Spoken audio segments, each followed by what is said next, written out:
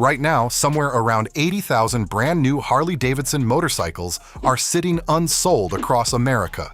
Showroom floors, backlots, overflow storage, off-site warehouses. If you lined them up bumper to bumper, that row of chrome would stretch from New York City to Cleveland. And every single one of those bikes is bleeding money. That's gorgeous too. I love the color. It's not flashy.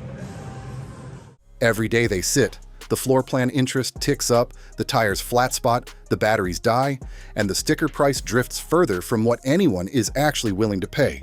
Harley's corporate office will tell you the number is closer to 32,000, but dealers off the record say it's roughly double that. The Motorcycle Industry Council puts the real count between 75,000 and 85,000 when you include everything the earnings report conveniently leaves out. So what happened? How did America's most iconic motorcycle brand end up with enough unsold inventory to give one free bike to every single resident of Scranton, Pennsylvania? Today, we're counting down the 10 reasons Harley dealerships are drowning. And if you're thinking about buying a Harley anytime soon, you need to hear every single one of these before you walk into a showroom. Let's get into it. This is the new 2021 Harley-Davidson electric bike. Brembo disc brakes, the thing's pretty wild looking. Before we start the countdown, you need to understand one thing about how Harley dealerships actually work, because it changes everything about this story. Dealers don't buy their inventory with cash, they finance it through something called a floor plan loan. Think of it like a giant credit card for motorcycles. Every bike on that showroom floor is accruing interest, usually at 8 to 10%, from the moment it arrives until the moment someone rides it out the door. When bikes sell fast, the system works fine. When they don't, that interest becomes a slow financial bleed that can take a profitable dealership and turn it into a money pit within a single model year. Now that you understand that, the rest of this list is going to hit a lot harder. Number 10. Harley's own website is stealing from its dealers. This one drives dealers absolutely crazy, and honestly, I can't blame them. Harley-Davidson has been aggressively pushing its direct-to-consumer e-commerce platform. Jackets, helmets, gloves, boots, branded gear, parts, accessories. All available on Harley's website, often at 40 to 60% off retail, with free shipping.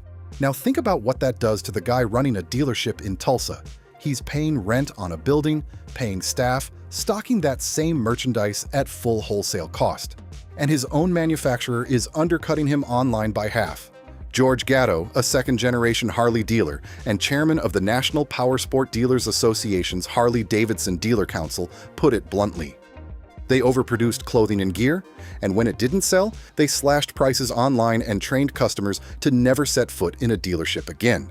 And here's the part that really stings. When a rider walks into a showroom to buy a t-shirt, they see that new Street Glide sitting there under the lights.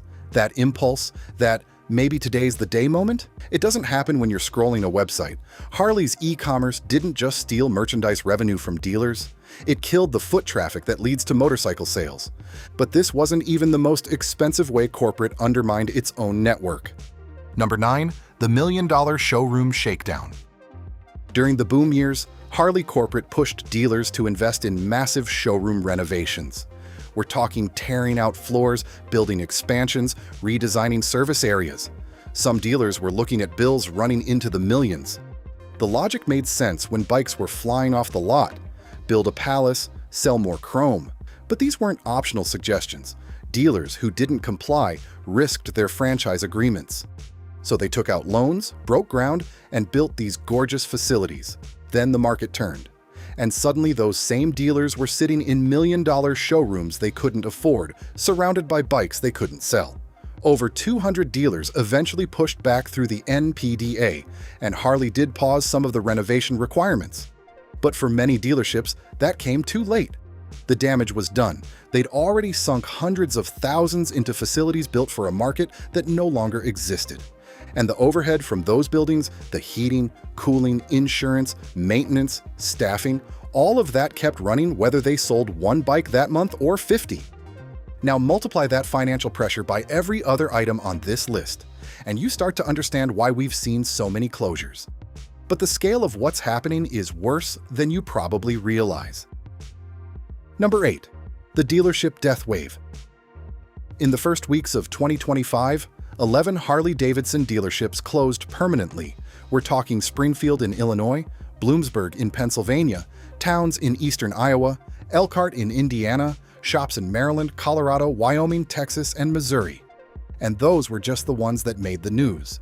During former CEO Jochen Zeitz's tenure, the total dealer count dropped by roughly 100, going from about 700 to around 600. A century-old family-owned dealership in San Francisco, originally founded by AMA Hall of Famer Dudley Perkins, closed after 110 years. A beloved New York City dealership that had been running for nearly 30 years folded under economic pressure and sold off inventory at 75% off in its final days. In Florida, a dealership simply vanished without explanation. High Country Harley-Davidson in Frederick, Colorado, and Cheyenne, Wyoming posted an emotional farewell after 25 years. They didn't point fingers or blame corporate. They just thanked their community and quietly closed the doors. Even with over 650 dealerships still operating, the trend line is ugly. And it's the smaller markets, the towns where a Harley dealership wasn't just a business but a community gathering point, that are disappearing first. But the dealerships that remain are fighting a battle on another front that's arguably even worse. Number 7. The used market tsunami. Here's where things get really interesting for anyone thinking about buying a Harley. The used market is absolutely flooded right now. Baby boomers are aging out of riding and selling their bikes in huge numbers. And these aren't beat-up project bikes. We're talking low-mileage, fully accessorized touring rigs that owners pampered for years. The kind of bike that got ridden to Sturgis twice, then sat in a heated garage for 11 months a year. A 2020 Softail Standard that's stickered at $13,799 new. You can find clean examples for around $7,000. A 2020 Street Glide that was $23,299 new is going for roughly $13,000 on the used market. Even 2015 Street Glides, originally $21,849, are selling in the $9,000 range. And this creates a devastating problem for new bike sales. Why would anyone walk into a dealer and pay $24,999 for a brand new Road Glide when they can get a 3-year-old one with 6,000 miles, aftermarket exhaust already installed, and a custom seat for $15,000 or less? Every used Harley that trades hands on Facebook Marketplace or Cycle Trader is a new bike that doesn't sell at the dealership. And right now, there are so many used Harleys hitting the market that dealers can't compete on price even if they wanted to. Which leads directly to the next problem. Number 6. The competition got serious. While Harley was busy building showroom palaces and overproducing inventory, the competition didn't sit around waiting. Indian Motorcycle is selling comparable cruisers and baggers for $3,000 to $5,000 less than their Harley equivalents, often with better standard features and arguably stronger dealer service experiences. The Indian Pursuit, the Indian Challenger, the Scout lineup. These aren't curiosities anymore. They're legitimate alternatives that ride as well or better than their Milwaukee counterparts. Then you've got the Japanese manufacturers, Honda, Yamaha, Kawasaki. Their cruiser and touring lineups deliver reliability that Harley has never quite matched, at price points that are 40 to 50% lower. A brand new Honda Rebel 1100 will run you about $9,400. A Kawasaki Vulcan S starts under $8,000. These aren't the same caliber as a Road King, sure, but for a younger rider or someone who doesn't care about the badge, the math is hard to argue with. Even CF Moto is showing up now with shockingly capable bikes at prices that make Harley's entry-level models look ridiculous. Harley used to operate in a category of one. You wanted an American V-twin cruiser? You bought a Harley.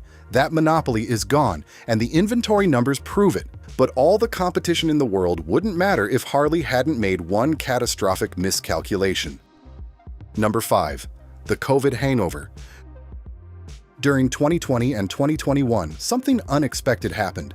People were stuck at home, stimulus checks were hitting bank accounts, interest rates were at historic lows, and motorcycle sales went through the roof, Harley included. Buying a motorcycle felt like buying freedom during lockdown. Dealers couldn't keep bikes on the floor, waiting lists formed, markups went unchallenged. It was the best sales environment some dealerships had seen in years. And Harley's corporate planners looked at those numbers and made a decision that would haunt the company for years. They projected the boom as the new normal, ramped up production to match, and told dealers to order aggressively. Remember, those orders were placed 12 to 18 months in advance. By the time those bikes actually arrived at dealerships in 2023 and 2024, the stimulus money was gone. Interest rates had skyrocketed. Consumer spending on big-ticket discretionary items had cratered.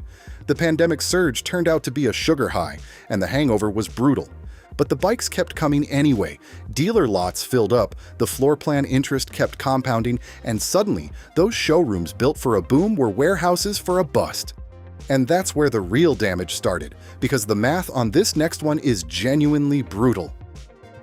Number 4, the floor plan death spiral. Remember that floor plan financing we talked about at the top? Here's where it turns into a genuine crisis.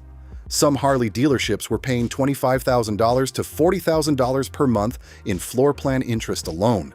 That's not a typo. $40,000 a month just for the privilege of having unsold bikes sitting on their lot. A typical dealership carrying 300 bikes at an average price of $18,000 per unit, with floor plan rates between 8 and 10%, is looking at roughly $450,000 per year in interest charges. That's before rent, before payroll, before utilities, before a single marketing dollar is spent. And here's what makes it a spiral. The longer those bikes sit, the more interest accumulates. But the longer they sit, the less they're worth. After 18 months on the lot, a new model year bike depreciates 15 to 20% just by existing. A $20,000 bike becomes a $16,000 bike that you've been paying interest on the entire time. So dealers are trapped. They can't sell the bikes at sticker because nobody's paying sticker when the used market is this cheap. They can't discount aggressively because Harley's corporate policies restrict how they advertise. And they can't stop the interest from compounding. That's the death spiral, and it's the single biggest reason dealerships are closing. But the spiral didn't start at the dealer level. It started at the top. Number 3, corporate shipped what dealers couldn't sell.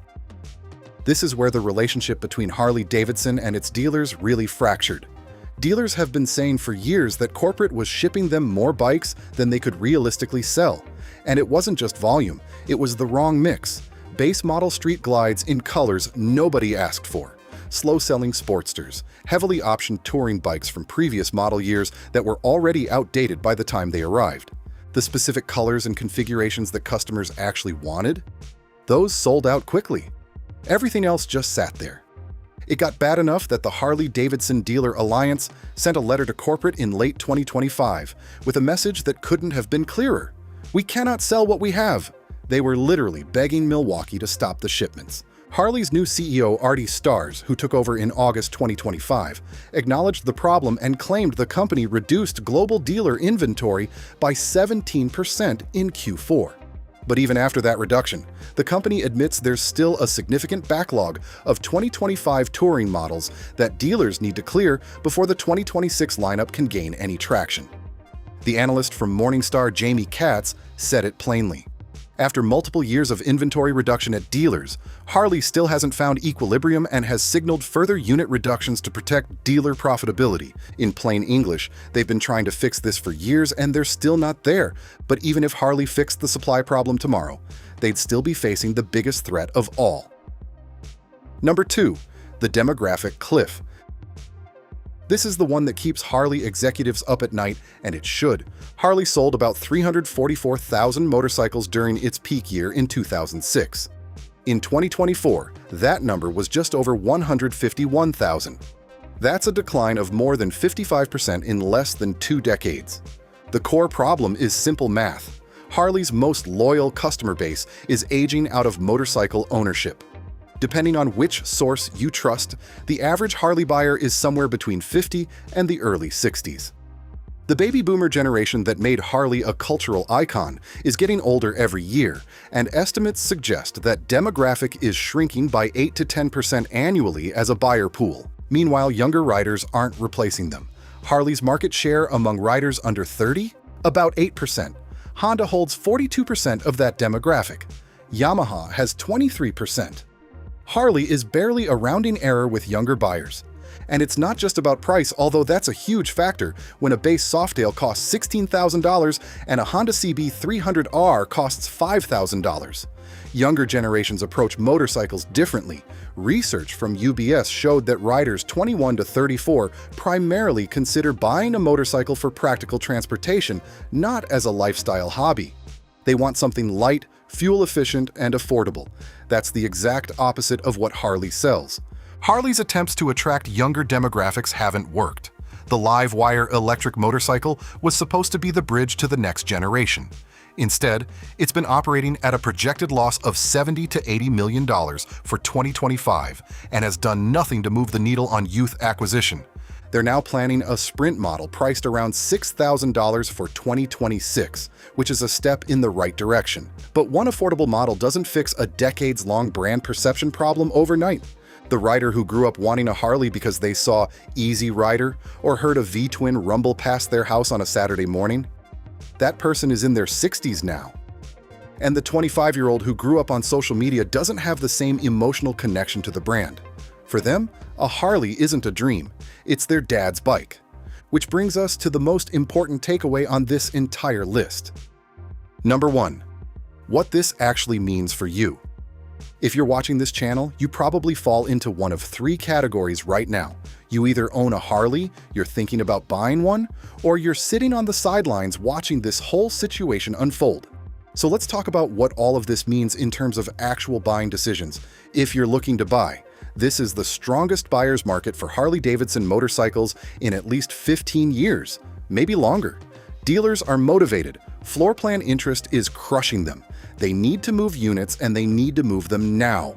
The days of paying sticker price or tolerating dealer markups are over. Walk into any dealership in America right now with cash or pre-approved financing from your own bank. And you have leverage that Harley buyers haven't had since before COVID. But even better than the new market is the used market. Low-mileage, well-maintained Harleys from retiring boomers are available at 40 to 50% below what those bikes cost new.